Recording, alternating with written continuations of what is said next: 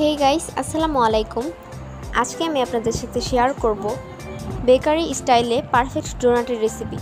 ঘরে থাকা কিছু অল্প উপকরণ দিয়েই কিন্তু এই ডোনাটটি তৈরি করা যাবে, আর এই ডোনাটটি খেতেও কিন্তু খুবই মজা।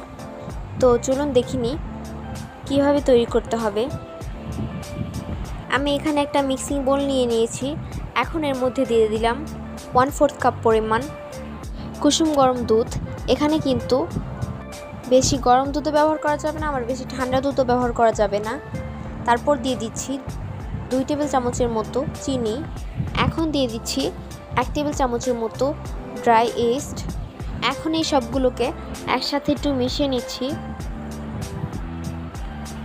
মেশানো হয়ে গেলে আমি এই দুধ আর ইস্টটাকে অ্যাক্টিভ হওয়ার জন্য রেখে দিচ্ছি 10 মিনিট। তো 10 মিনিট রেস্টে রাখার কারণে ইস্টটা অ্যাক্টিভ হয়ে গিয়েছে। এখন আমি এর মধ্যে দিয়ে দিচ্ছি 2 টেবিল চামচের মতো মেল্টেড বাটার। বাটারের বদলে কিন্তু তেলটাও ব্যবহার করা যাবে। এখন দিয়ে দিচ্ছি 1/2 চা চামচের মতো ভ্যানিলা এসেন্স। তারপর দিয়ে দিচ্ছি 1/4 চা চামচের মতো লবণ। তারপর দিয়ে দিচ্ছি রুম টেম্পারেচারে থাকা ছোট সাইজের একটা ডিম। এখন এই সবগুলো উপকরণ একটা কাঁটা চামচের সাহায্যে মিশিয়ে নিচ্ছি।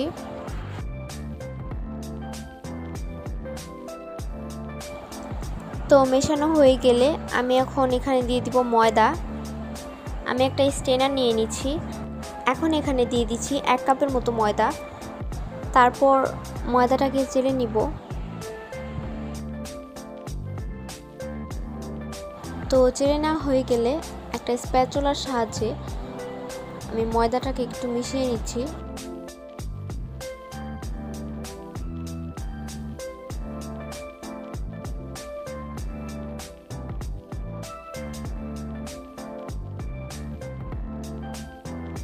তো মেশানো হয়ে গেলে আমি এখানে অ্যাড করব আরও 1 কাপ ময়দা। এখন ময়দাটাকে চেলে নিচ্ছি।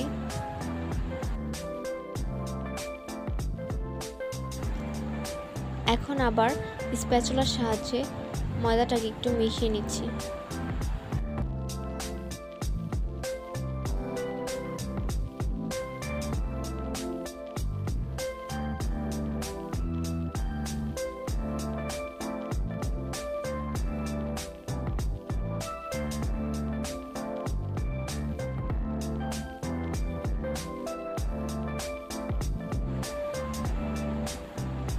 তো আমার মেশানো হয়ে গিয়েছে। এখনও কিন্তু স্টিকি ভাব রয়েছে, তার জন্য আমি আরও 1/2 কাপ ময়দা অ্যাড করছি। তারপর ময়দাটাকে একটু চেলে নিচ্ছি।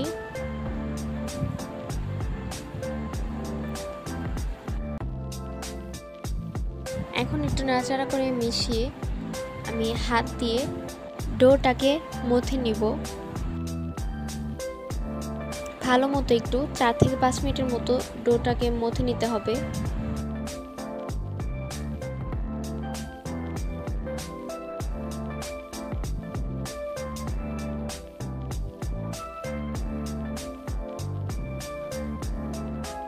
তো আমার মথে নেওয়া হয়ে গিয়েছে।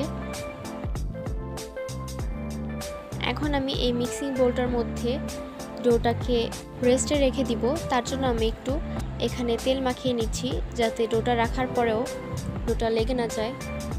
এখন আমি ডোটাকে রেখে ডোটার উপরের সাইডেও একটু তেল লাগিয়ে দিচ্ছি।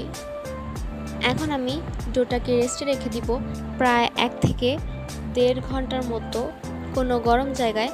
আমি এই ডোটাকে ওভেনের মধ্যে রেস্টে দিব। তার জন্য আমি ওভেনটাকে আগে থেকে 5 মিনিটের জন্য প্রিহিট করে নিয়েছিলাম। তার জন্য আমি কোনো ঢাকনা দিয়ে ঢেকে দিচ্ছি না।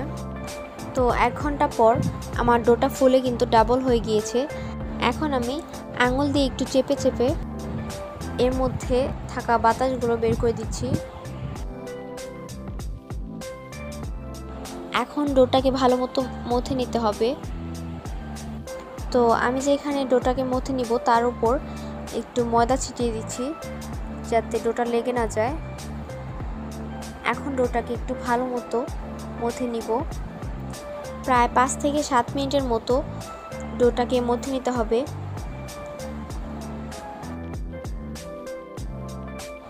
ডোটাকে প্রায় কয়েকবারের মতো ফোল্ড করে করে মথে নিতে হবে।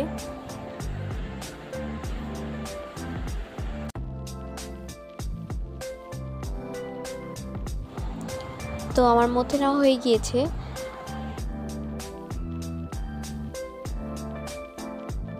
এখন আমি ডোটাকে বেলে নিব।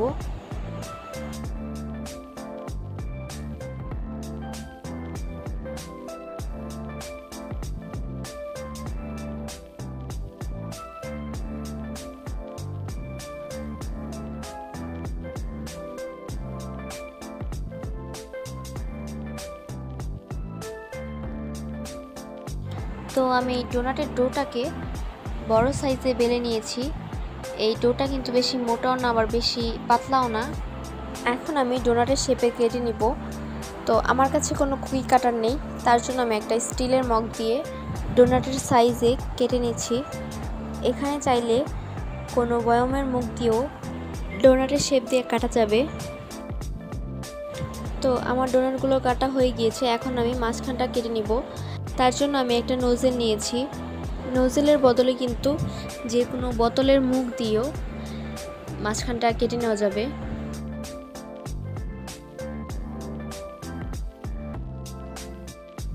তো আমার মাঝখানটা কেটে নেওয়া হয়ে গিয়েছে। এখন আমি যে বাড়তি অংশটা আছে সেটা কিন্তু ফেলে দিব না। এই অংশটা দিয়েও কিন্তু আরও ডোনাট বানানো যাবে। এখন আমি যেখানে ডোনাটগুলো রাখবো সেইখানে কিছুটা ময়দা ছিটিয়ে দিচ্ছি। এই ডোনাটগুলো এখন আমি রেস্টে রেখে দিব আর 10 মিনিটের জন্য। এতে করে ডোনাটগুলো আরও কিছুটা ফুলে যাবে।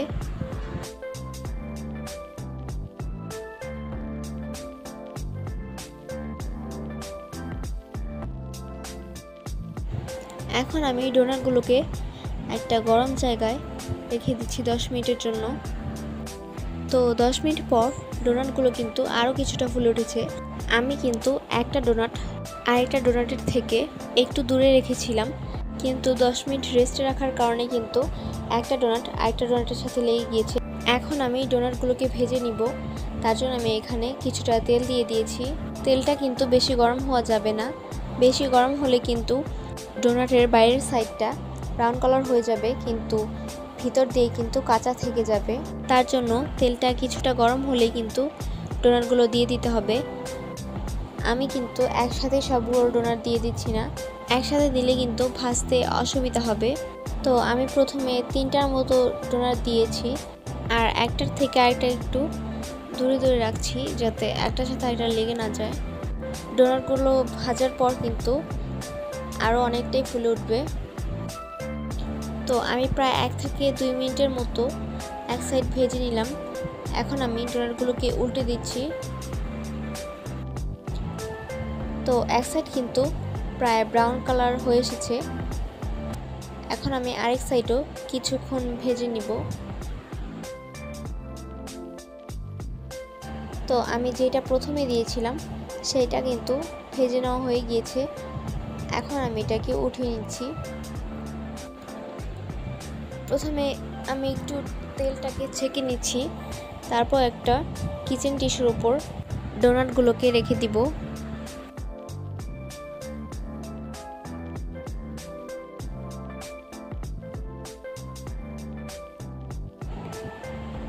ডোনাটের মধ্যে কিন্তু খুব সুন্দর একটা ব্রাউন কালার চলে এসেছে।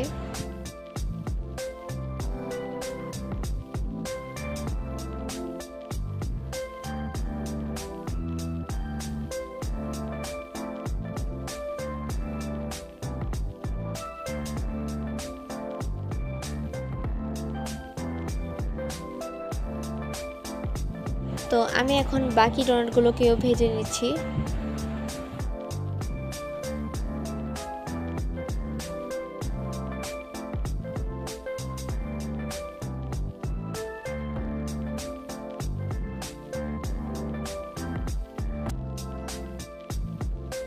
তো আমার সবগুলো ডোনাট ভেজে নেওয়া হয়ে গিয়েছে। এখন আমি উপরের গ্লেজটা তৈরি করে নিব। তার জন্য আমি এখানে দিয়ে দিচ্ছি 4 চা চামচের মতো আইসিং সুগার। এখানে কিন্তু বাজার থেকে কিনে আনা আইসিং সুগারটাও ব্যবহার করা যাবে। আর চিনিটাকে ব্লেন্ডারে ব্লেন্ড করে নিয়েও কিন্তু আইসিং সুগারটা দেওয়া যাবে। তারপর আমি অ্যাড করছি 2 টেবিল চামচের মতো নর্মাল টেম্পারেচারে থাকা দুধ। প্রথমে একসাথেই কিন্তু দুধটা দেওয়া যাবে না, একটু একটু করে দুধ দিয়ে মেশাতে হবে। তো আমার মনে হচ্ছে আরও কিছুটা দুধ লাগবে, তো আমি এখানে 2 চামচের মতো দুধ অ্যাড করছি।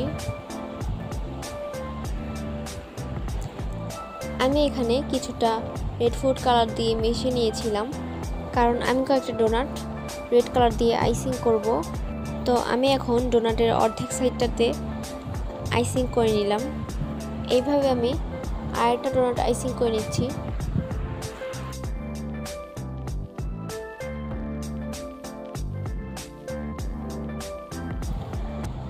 তো আমি 3টার মতো ডোনাট রেড কালারে আইসিং করেছি। তো আমি এখন চকলেট ফ্লেভারে আইসিং করব। তার জন্য আমি এখানে নিয়ে নিচ্ছি 1/4 কাপের মতো আইসিং সুগার,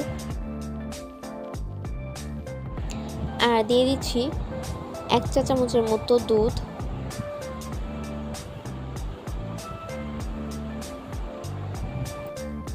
তারপর একটু মিশিয়ে নিচ্ছি। এখন আমি এখানে আরও 1 চা চামচের মতো দুধ অ্যাড করছি, আর দিয়ে দিব 1/2 চা চামচের মতো কোকো পাউডার।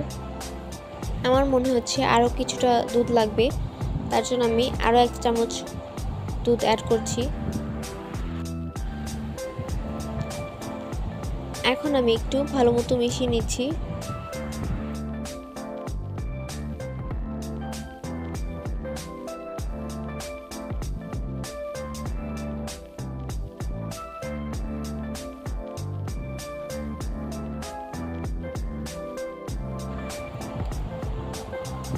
তো আমার চকলেট গ্লেজটাও তৈরি করা হয়ে গিয়েছে। এখন আমি ডোনাটের অর্ধেক সাইডটা আইসিং করে নিচ্ছি।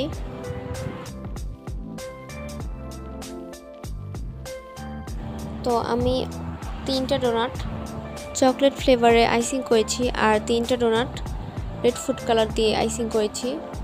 এখন আমি ডোনাটের উপরে কিছুটা ড্রাই কোকোনাট দিয়ে দিচ্ছি। এটা কিন্তু অপশনাল, ডোনাটগুলো নিজেদের ইচ্ছা মতো ডেকোরেশন করা যাবে, কোনো সমস্যা নেই।